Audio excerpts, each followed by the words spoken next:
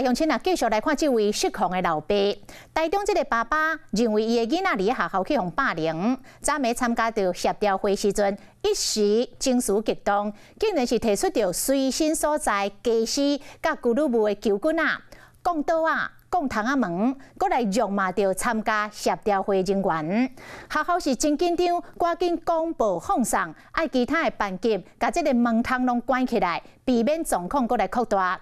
一直到警方到场，这个爸爸才来落软，才冷静落来，防用恐吓罪移送法办。 32岁查甫人规日涂骹头前这个蓝色袋仔内底有刀啊，甲高尔夫的球锤，伊伫校园内底情绪失控，引起风波。当下有言语冲突的时候，我们就请小朋友离开。在我们正常的程序就是关闭门窗，然后把窗帘拉起来，避免外面有外人入侵，影响我们学生的安全。是用广播的方式就对了。是的。当时学校烦恼讲囡仔有危险，马上启动这个应变的机制。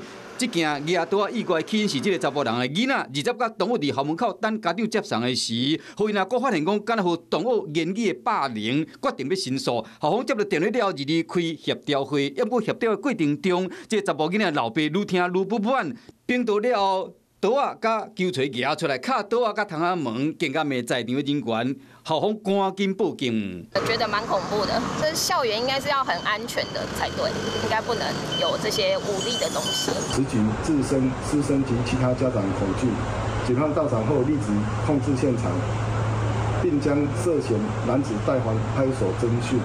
涉案的家长伫警方到现场了后，态度真配合，随行带离开现场。经过了解，这个家长因过冒未少前科，即摆伫校方又搁发生野刀啊，造成风波，学校甲家长拢要加告。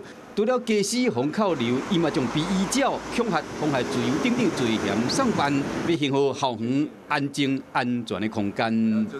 Hello， 我是郑雅芳。想要抢先掌握最及时的新闻资讯吗？赶快订阅、按赞、开启小铃铛，锁定华视新闻 YouTube 频道。